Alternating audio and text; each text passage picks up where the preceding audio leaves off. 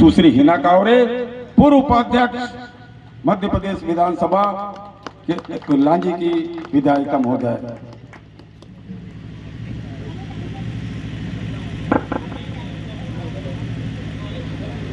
आदरणीय राहुल गांधी जी की भारत जोड़ो यात्रा से प्रेरित होकर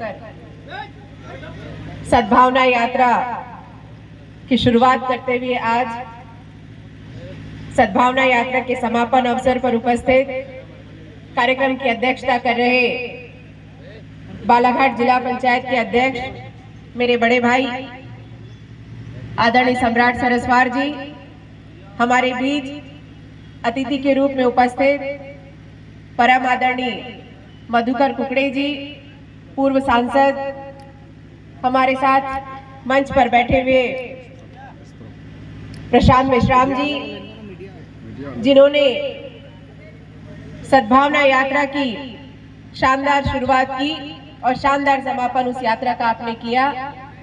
हमारे चाचा आदरणीय नीरज तिवारी जी, हमारे बाबूजी आदरणीय दुबे जी, हमारे चाचा आदरणीय सुनील जैन जी, दिनेश भैया, मंच पर उपस्थित हमारे लघु अपन उपज संघ के अध्यक्ष आदरणीय रामेश्वर बिसेन जी, हमारे साथ उपस्थित हमारे प्रशांत भैया के बाबूजी परम आदरणीय मेश्राम जी, हमारे साथ मंच पर उपस्थित प्रशांत मेश्राम जी की धर्मपत्नी श्रीमती मेश्राम जी, मंच पर उपस्थित हमारे बहुत बड़ा मंच है भाई, सभी इस सद्भावना यात्रा के लिए आए, सभी अतिथि उस यात्रा में सब लोग शामिल भी हुए। पूरी हमारे चौकसे जी, प्रशांत भैया, सारी टीम जिन्होंने इस यात्रा को मूर्त रूप दिया और यहाँ उपस्थित सभी हमारे बुजुर्ग, माताएं, बहनें, सभी हमारे युवा साथी और हमारी मीडिया की पूरी टीम, जिन्होंने भारत जोड़ो यात्रा की जो उप यात्रा हमारे बालाघाट में चली, उस यात्रा का इतना शानदार आप लोगों ने कवरेज किया कि जो राहुल जी की भारत जोड़ो यात्रा की मूल भावना थी, उसको हमारे जिले के एक एक लोगों तक पहुंचाने का काम आपने किया और वैसे ही काम आपने हमारे इस प्रशांत मेश्राम जी की सद्भावना यात्रा के लिए किया।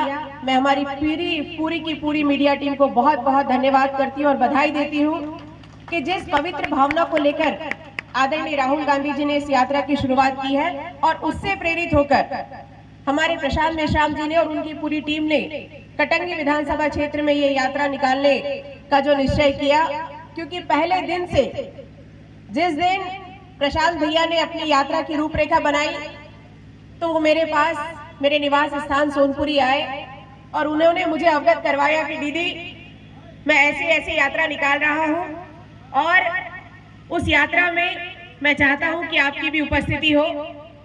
और तो मैंने पूछा भैया अचानक यात्रा कैसे निकाल रहे हो आप?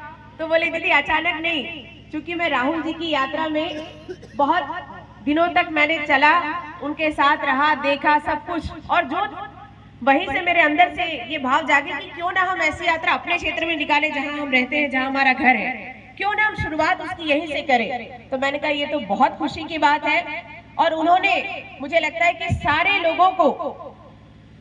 लोगों को अपनी भावनाओं से अवगत करवाया और सब लोगों ने उनको निश्चित रूप से इस यात्रा के लिए साधुवाद दिया और वो यात्रा आज यहाँ समापन उन्होंने किया।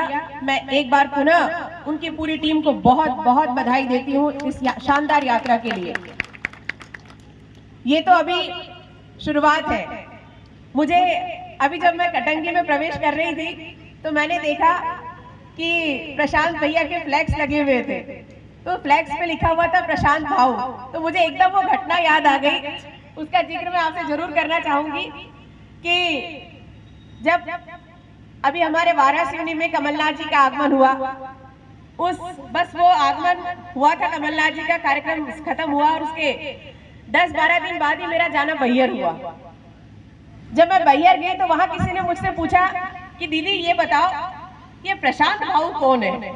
तो मैंने कहा क्यों, क्या हो गया, आप ऐसे क्यों पूछ रहे हो? बोले नहीं जी आप बताओ ये प्रशांत भाऊ कौन है? क्योंकि जब कमलनाथ जी आए थे तो हम लोग भी कार्यक्रम में गए थे, तो कमलनाथ जी के कार्यक्रम में प्रशांत भाऊ ने बहुत सारी ढेर सारी गाड़ियां लेकर आए थे और बड़ा इनका बहुत सारे लोगों को इकट्ठा उन्होंने किया था और कमलनाथ जी ने इनकी पीठ थपथपाई थी। तो ये कौन है? तो फिर मुझे भी ऐसा लगा कि भाई प्रशांत भैया आपकी का जो नाम है वो वाराणसी के कार्यक्रम से बैयर तक तो पहुंच गया और आपकी जो ये सद्भावना यात्रा है, मुझे लगता है कि ऐसे दौर चलता रहा तो वो दूर नहीं कि प्रशांत भाऊ का नाम मध्य प्रदेश कांग्रेस कमेटी तक तो पहुंच ही जाएगा।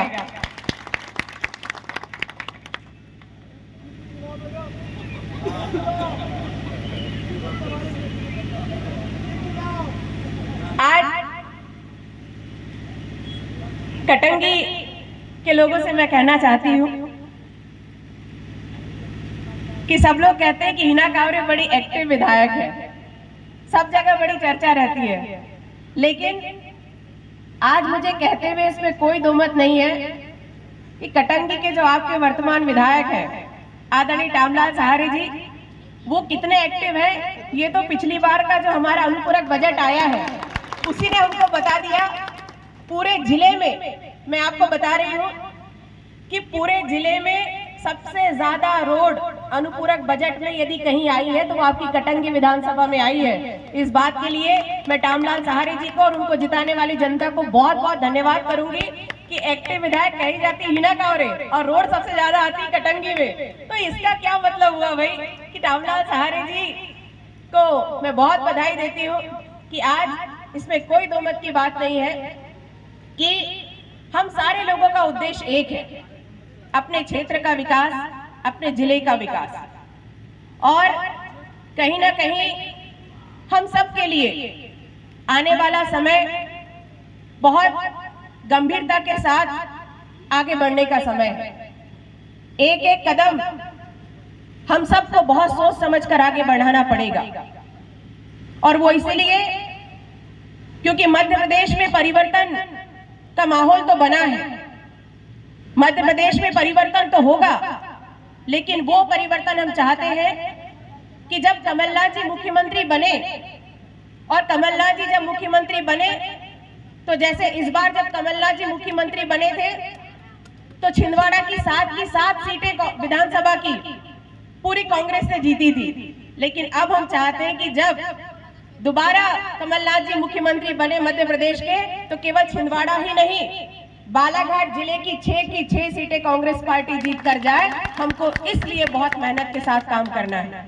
और आज में हमारे जितने बुजुर्ग यहाँ पर हैं जो सब अपने आप को बुजुर्ग कहते हैं, लेकिन वैसे देखा जाए तो हमारे जितने ये टीम है ये भले ही उम्र से 70 साल 72 साल की हो गई हो, लेकिन जोश आज भी युवाओं से कम नहीं है हमारे चाचा में और हमारे बाबूजी में। अब आप बताओ, इनको सुनने के बाद तो कोई जो बिस्तर पे भी रहेगा वो भी उठ के दौड़ने लग जाएगा। इतनी ऊर्जा आप लोगों की बातों में है और यही हमारे लिए, यही ऊर्जा हम सब युवाओं के लिए बहुत आवश्यक है। और मुझे विश्वास है कि जो आप सोच रख रहे हैं कांग्रेस पार्टी के लिए, निश्चित रूप से मैं आपको विश्वास दिलाती हूं कि आदरणीय कमलनाथ जी के नेतृत्व में आने वाला विधानसभा का समय ऐसा ही रहेगा। जो आप लोगों की सोच है कि युवाओं को भविष्य में मौका मिलना चाहिए, मैं आपको विश्वास दिलाती हूं कि आने वाली विधानसभा की 6 सीटों पर आपको नए और युवा चेहरे ही नजर आएंगे। दूर दूर तक आपको ऐसा कहीं पर भी एहसास नहीं होगा हमारे कांग्रेस के लोगों को कि कहीं पर भी किसी को भी केवल इसलिए टिकट दे दी गई कि वहां हमको कोई उम्मीदवार नहीं मिल रहा है। ऐसी स्थिति कांग्रेस की आज के समय में तो नहीं है। इतनी मजबूत स्थिति आज है कि कांग्रेस पार्टी जब भी उम्मीदवार अपना उतारेगी तो आपको ऐसा दूर दूर तक नहीं लगेगा कि अचानक आया हुआ उम्मीदवार हमारे पास है। इतनी गंभीरता के साथ कांग्रेस पार्टी मेहनत कर रही है, आदरणीय कमलनाथ जी मेहनत कर रहे हैं और इसमें कोई दो मत की बात नहीं है कि आज का जो समय है वो परिवर्तन का समय है।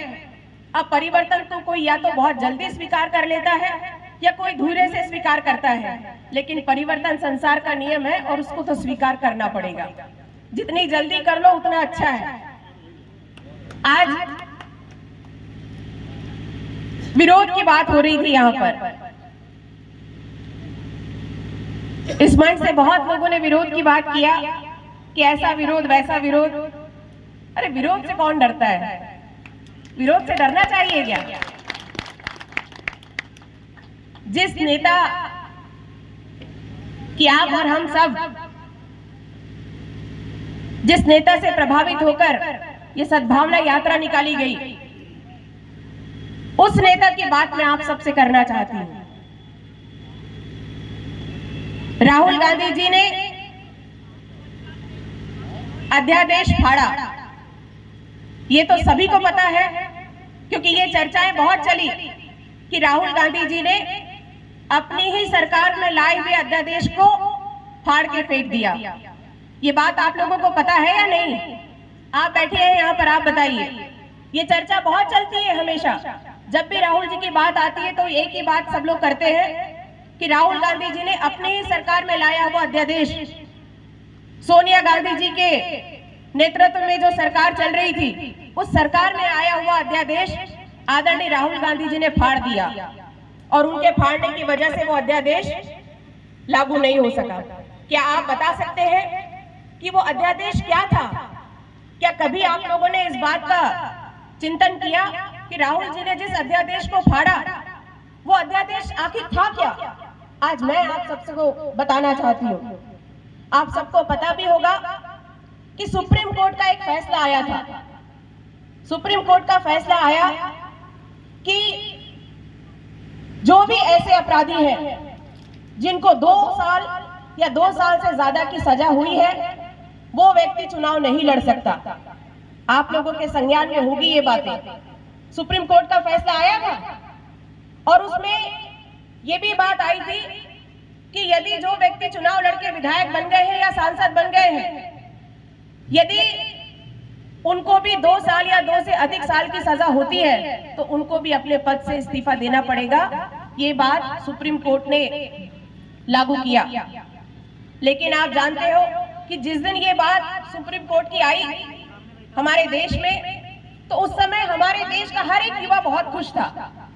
सारे युवाओं को ये बात लगने लगी थी कि अब हमारे देश में एक ऐसी शुरुआत होगी सुप्रीम कोर्ट के इस फैसले के माध्यम से कि अब कोई भी जो अपराधी है वो ना तो चुनाव लड़ सकता और ना अगर चुनाव लड़के सांसद या विधायक बन गया तो अपने पद पर नहीं रह सकता।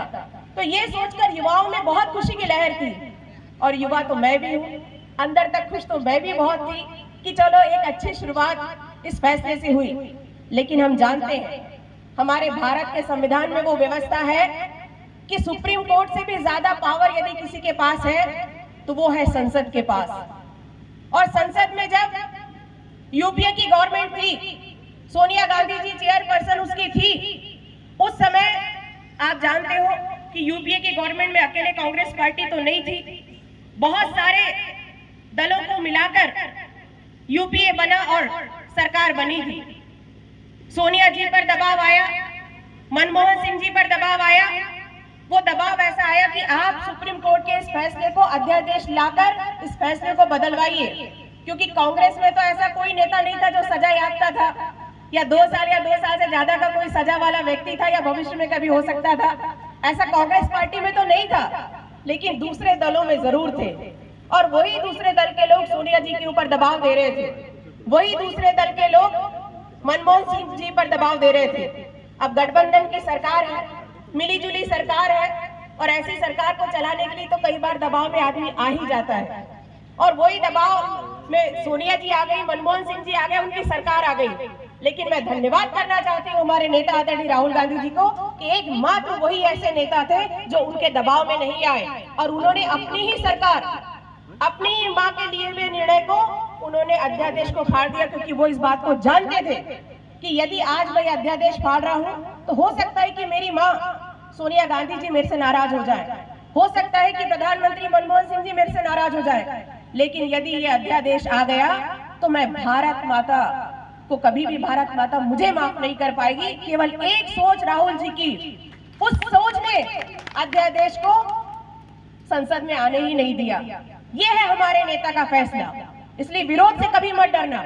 कांग्रेस पार्टी और खासकर गांधी परिवार हमेशा सच के साथ रहा है, ईमानदारी के साथ रहा है, और हमेशा जब भी निर्णय लिया, आप इतिहास उठाकर देख लीजिए, गांधी परिवार ने जब भी निर्णय लिया तो वो देश के खातिर लिया, कभी पार्टी को ध्यान में रखकर नहीं लिया। यदि पार्टी को ध्यान में रखते, सरकार को ध्यान में रखते, तो वो राहुल जी भी चुपचाप रह जाते और अध्यादेश पास हो जाता।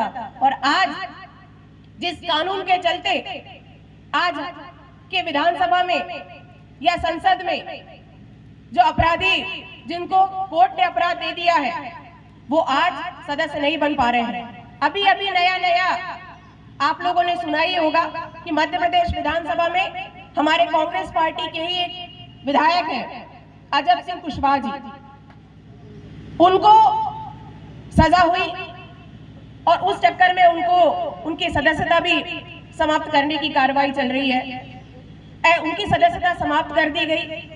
ऐसी स्थिति में मैं ये बात आपको इसलिए बता रही हूं क्योंकि जो कांग्रेस पार्टी ऐसे हमारे राहुल जी के निर्णय को, जिसको कि सामने होकर, जब भी मीडिया का मामला है, सामने होकर मुखर होकर बोलना चाहिए था, पता नहीं क्यों राहुल जी के इतने बड़े काम को उन्होंने बैकफुट पे वो आ जाते थे। जब भी अध्यादेश पांडे की बात आती थी, विरोधी दल जब भी हम पर वार करता था तो हम चुपचाप होकर इस बात को सुन लेते थे। लेकिन आज मैं बहुत गर्व के साथ कह सकती हूँ कि राहुल गांधी जी ने जो निर्णय लिया, उसका असर आज और आने वाले भविष्य पर हमारे देश के युवाओं के वो साफ सुथरा हमको दिखाई देगा। ये बात मैं आप सबसे कहना चाहती हूँ।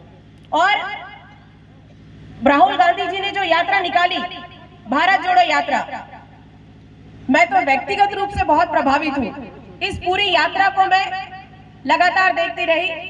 अब जब यात्रा मध्य प्रदेश में आई तो ये मेरा, अब मैं उसको दुर्भाग्य तो नहीं कहूंगी, क्योंकि जब मध्य प्रदेश में यात्रा आई तो मैं अमेरिका की यात्रा पर थी और वो एक मेरे लिए सौभाग्य की बात थी कि अमेरिका की सरकार की तरफ से निमंत्रण पर मैं गई हुई थी। तो उस दौर में मैं उस यात्रा का हिस्सा नहीं बन पाई, पर आज मैं खुशी से कह सकती हूँ कि हमारे प्रशांत मेश्राम जी की सद्भावना यात्रा के समापन के अवसर पर मैं इस यात्रा के समापन से सीधे राहुल जी की यात्रा में यहाँ से जा रही हूँ। तो मुझे इस बात की खुशी है कि राहुल जी की यात्रा भी अंतिम चरण पर चल रही है और सद्भावना यात्रा के समापन पर सीधे मैं राहुल जी की समापन यात्रा में जा रही हूँ, भारत जोड़ो। तो ये बहुत मेरे लिए गर्व की बात है। एक बात जो मैं, चूंकि ये एक ऐसा कार्यक्रम है जिसे बंधन पार्टी का नहीं है, इसमें जो भी बात है वो दिल से हम कर सकते हैं। तो आज मैं आप लोगों से ये बात जरूर कहूंगी कि मैं पिछले 9 साल से विधायक हूँ। अब 23 में चुनाव है तो 10 साल हो जाएंगे, तो मैं 10 साल ही बोल देती हूँ कि मैं 10 साल की विधायक हो गई हूँ। लेकिन हमेशा कांग्रेस को लेकर, कांग्रेस पार्टी के लीडर को लेकर हमेशा मेरे दिल दिमाग में, कांग्रेस के लोगों को लेकर दिल दिमाग में एक बड़ा, मैं थोड़ी दुखी रहती थी कि कांग्रेस पार्टी हमेशा बच के क्यों चलती है, अपना स्टैंड क्लियर क्यों नहीं करती, किसी भी मुद्दे पर हमेशा पीछे क्यों हट जाती है। जब भी कोई मामला आता है तो सीधे सीधे बात रखनी चाहिए, ये क्यों नहीं करती। लेकिन आज मैं बहुत खुश हूँ कि जिस दिन से राहुल गांधी जी ने भारत जोड़ो यात्रा निकाली है, उस दिन से राहुल जी ने क्लियर स्टैंड लेना शुरू कर दिया।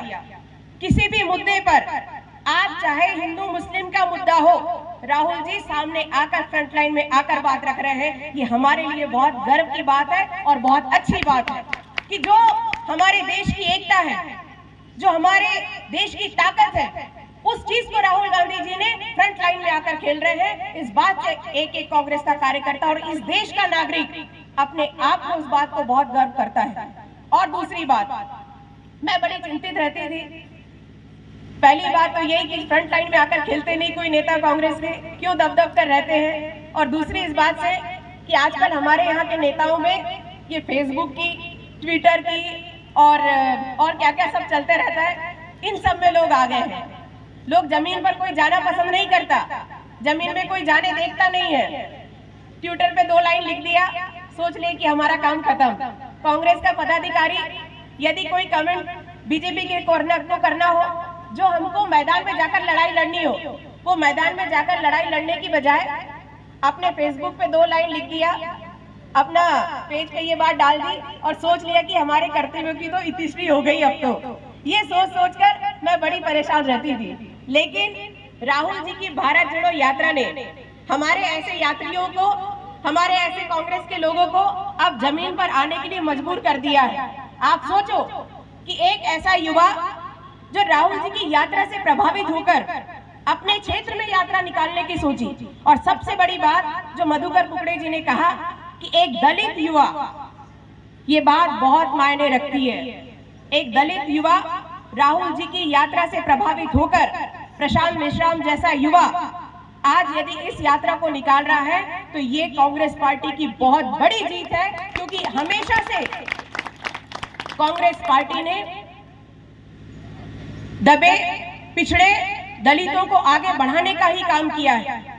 कभी उन्होंने अपना फायदा नहीं देखा, और ऐसी स्थिति में यदि आज हमारे नेता से प्रभावित होकर कोई ऐसी यात्रा कर रहा है तो हम सबका कर्तव्य बनता है कि हम उस यात्रा में शामिल हों और उस यात्रा के लिए जो भी सहयोग हो सके वो हम करें। ये हमारी भावनाएं हैं। और तो और मैं आप सबसे ये बात कहना चाहती हूँ कि आज हम सबको सामने चुनाव दिख रहा है। निश्चित रूप से आज हम सबके ऊपर बड़ी जवाबदारी है। जवाबदारी चुनाव को जिताने की नहीं है। मध्य प्रदेश में सरकार बने ये जवाबदारी भी कम है, लेकिन सबसे बड़ी जवाबदारी इस बात की है कि हमको हमारे देश के लोकतंत्र को बचाना है। ये साधारण बात नहीं बोल रही हूं मैं। आज हमारे देश के लोकतंत्र पे कहीं ना कहीं खतरा मंडरा रहा है। आप अगर मैं ये कहूं कि चुनाव के समय साड़ी में वोट बढ़ जाते हैं, शराब में वोट बढ़ जाते हैं, 500 के नोट पे यदि वोट मिलने लगे तो लोकतंत्र का खतरा तो है। लेकिन आज ये बात केवल शराब, साड़ी और 500 के नोट तक सीमित नहीं है। अब लोकतंत्र का जो सबसे बड़ा खतरा है वो आप सबको पता है कि आजकल तो वोटर नहीं खरीदे जाते, आजकल तो विधायक ही खरीद लिए जाते हैं। ये बहुत बड़ा खतरा है लोकतंत्र पे। इसलिए आपकी जवाबदारी तो बहुत ज्यादा बनती है कि जब भी अपने नेतृत्व का चयन करें तो ऐसे करें कि जो ना दारू में जाए, ना पैसों से जाए, ना साड़ी से जाए, बल्कि भविष्य में हमारे क्षेत्र का, हमारे जिले का और हमारे प्रदेश के हित में क्या आवश्यक है उस बात के ऊपर निर्णय आप लोगों को लेना है। आप सबको मैं कहना चाहती हूँ, अभी जब वाराणसी कमलनाथ जी आए थे, उन्होंने क्या कहा? उन्होंने बालाघाट जिले के लोगों के लिए इतनी बड़ी बात कर वो चले गए, जिसके लिए आज भी हम सारे लोग इस सरकार की तरफ मुंह लगाकर देख रहे हैं, आंख उठाकर देख रहे हैं। और वो बात क्या है? कमलनाथ जी ने तो घोषणा की अपने मंच से कि जिस दिन मध्य प्रदेश में कांग्रेस की सरकार आएगी उस दिन से रबी में धान की खरीदी कांग्रेस की सरकार करवाएगी समर्थन मूल्य पर। क्या ये साधारण फैसला है बालाघाट जिले के लिए? ये बहुत बड़ी सौगात है। आज हम कांग्रेस के कार्यकर्ता हैं, ये हमारी जवाबदारी बनती है कि हम हमारे नेता की बात को गांव-गांव तक पहुंचाएं। और ये बात कैसे पहुंचेगी? ये बात ऐसी ही यात्राओं से पहुंचेगी, ये बात ऐसी ही जागृति से पहुंचेगी। आपके फेसबुक से नहीं जाने वाली और ना ही आपके ट्विटर से जाने वाली है। ये तो आपको गांव-गांव में और एक-एक व्यक्ति को बताना पड़ेगा। कोई किसान बीजेपी और कांग्रेस का नहीं होता, किसान केवल किसान होता है। और जिस दिन ये बात एक-एक किसान के पास पहुंच गई बालाघाट जिले के, तो ये मेरा दावा है कि कोई भी किसान कांग्रेस से हटकर किसी और को वोट कभी नहीं देगा, क्योंकि ये बात वो भी जानते हैं कि हम खरीफ के धान को तो सरकार की खरीदी वाले मूल्य पर बेच देते हैं, समर्थन मूल्य पर रबी के धान को क्या हम लोग बेच पा रहे हैं सरकार को? हमारे टुकड़े जी बैठे हैं यहाँ पर, महाराष्ट्र में तो सब खरीद लेते हैं भाई, रबी की धान भी खरीदी जाती है। छत्तीसगढ़ में रबी की धान खरीदी जाती है, मध्य प्रदेश में क्यों नहीं खरीदी जाती रबी की धान? क्यों? क्योंकि हमारे यहाँ के का जो जिला है उसके बारे में किसी की सोच नहीं है। किसी के विचार नहीं है। और हम बहुत गर्व करते हैं, आदरणीय कमलनाथ जी ने हमारे जिले के लोगों की भावनाओं को समझा और उन्होंने वाराणसी की सभा में इस बात की घोषणा करी। इसलिए मैं आप सबसे चाहूंगी कि अच्छी बातों का प्रचार प्रसार यदि आपके मुंह से होने लगा तो मुझे नहीं लगता कि किसी चीज की जरूरत पड़ेगी। और मैं तो हमारे प्रशांत भाई को और उनकी पूरी टीम को बहुत बधाई देती हूँ कि यात्रा यहाँ आज समापन हुई है भैया, लेकिन मैं चाहती हूँ कि ऐसी यात्राएं आप और करें और पूरी ताकत के साथ करें और जितनी अच्छी भावनाओं के साथ जो आपके मन में विचार आते हो, क्योंकि आप जानते हैं कि जब सरकार आएगी, जब मध्य प्रदेश में कांग्रेस की सरकार आएगी तो आपके पास भी आपके काम की सूची अपने क्षेत्र के लिए, अपने जिले के लिए पहले से बनी होना चाहिए कि जिस दिन सरकार कमलनाथ जी की आएगी हमको कौन कौन से काम लेकर आना है। ये हम सब की जवाबदारी है और ये इस जवाबदारी के साथ यदि आप मैदान में उतरोगे तो कोई दुनिया की ताकत आपका कितना भी विरोध कर ले वो आपको रोक नहीं पाएगी। और मैं आपको विश्वास दिलाती हूँ कि परिवर्तन संसार का नियम है और इस बात को हम सब स्वीकार करते हैं। आज आप लोगों ने जो यात्रा की, बहुत मैं जानती हूँ कि बहुत कष्ट भी हुआ होगा, क्योंकि 3 दिन की यात्रा में हमको भी समझ में आया और आप तो 19 दिन से लगातार पैदल चल रहे हैं, लेकिन चेहरे पर कोई थकान नहीं आती और उसका कारण मैं जानती हूँ, क्योंकि मैंने भी जब यात्रा करी थी तो मुझे भी ऐसा लग रहा था कि ये यात्रा जो है वो कितने भी दिन चलाओगे तो थकान नहीं होगी, क्योंकि जो सामने से हमको लोग मिलते हैं उनका जो उत्साह हमको दिखता है, उनकी जो एनर्जी आती है हमारे पास, पॉजिटिव एनर्जी, उससे हमको ज्यादा ताकत मिलती है। और अमेरिका जाने के बाद तो मेरे अंदर राहुल जी के लिए प्रेम और इज्जत बहुत ज्यादा बढ़ गई है, क्योंकि जिस यात्रा की शुरुआत उन्होंने भाईचारा प्रेम को लेकर किया है, 21 दिन में हमारे मध्य प्रदेश से बाहर रही, अमेरिका में 21 दिन तक रही, जितने जगह हम लोग गए, जितने लोगों से हम मिले, आपको पता है कि सबसे ज्यादा हमारे देश की किस खासियत से अमेरिका के लोग प्रभावित होते हैं। मैं वहां के विधायकों से मिली, वहां पर सेनेटर बोलते हैं, जैसे हमारे यहाँ विधायक है, सांसद है, वहां पर सेनेटर्स बोलते हैं, तो मैं सीधे सीधे भाषा में बताती हूँ कि वहां के जो बहुत सीनियर लोगों से हम मिले, वो सबसे ज्यादा यदि किसी चीज से प्रभावित है तो वो भारत की जो अखंडता में एकता है, जो भारत की एकता है, उसको लेकर बहुत प्रभावित है। वो इस बात पर शोध का विषय है उनके लिए कि भारत में अलग अलग जाति, धर्म और संप्रदाय के लोग रहने के बाद, इतनी विविधताएं होने के बाद, खाने में विविधता, पहनने में विविधता, सब जगह आप देख लो, महाराष्ट्र में चले जाओ तो खाना पीना अलग, उधर छत्तीसगढ़ में चले जाओ तो वहां अलग, बंगाल में चले जाओ तो अलग, पंजाब में अलग, खाना अलग, पीना अलग, बोली अलग, सब कुछ अलग, लेकिन उसके बावजूद भी सारे लोग हमारे देश की एकता के सूत्र में बंधकर इस देश को आगे बढ़ा रहे हैं, इस देश को विकसित करने की रास्ते पर चल पड़े हैं। ये अमेरिका के लोगों के लिए शोध का विषय है और ये हमारे लिए बहुत गर्व का विषय है कि हम एक ऐसे देश के नागरिक हैं जहां इतनी सारी विविधताओं के बाद हम आगे बढ़ रहे हैं। तो आज जब जो हमारी ताकत, अमेरिका जैसा राष्ट्र जिसको पूरा देश उसका लोहा मानता है, पूरा विश्व उसका लोहा मानता है, ऐसा राष्ट्र अमेरिका, और वो यदि भारत को कि इस चीज को यदि ज्यादा मानता है तो हमारे लिए तो ये गर्व का विषय है कि हमको इस चीज को और महत्व देना चाहिए, हमको इस चीज को और ताकत के साथ, भाईचारे के साथ आगे बढ़ाना चाहिए। और मैं बहुत खुश हूँ कि हमारे नेता आदरणीय राहुल गांधी जी इस यात्रा को इस दिशा में लेकर गए और उन्होंने सफलता भी पाई। कन्याकुमारी से कश्मीर तक की यात्रा, जो शानदार यात्रा उन्होंने की, जिसको मैं तो कह सकती हूँ भैया कि गांधी परिवार का ही खून है जो इस यात्रा करने की सोच भी सकता है और सोच को पूरी कर भी सकता है। बाकी किसी में तो इतनी हिम्मत नहीं है। और जो लोग राहुल गांधी जी को पप्पू कहा करते थे, आज उन लोगों ने उनके मुंह पर चुप्पी लग गई है, क्योंकि इसी पप्पू ने अपने आप को बता दिया कि उनके अंदर भी गांधी परिवार का खून है और वो जिस दिन करवट लेगा उस दिन देश की दशा और दिशा दोनों बदल कर रखेगा। आप सबका बहुत बहुत धन्यवाद। जय हिंद, जय भारत।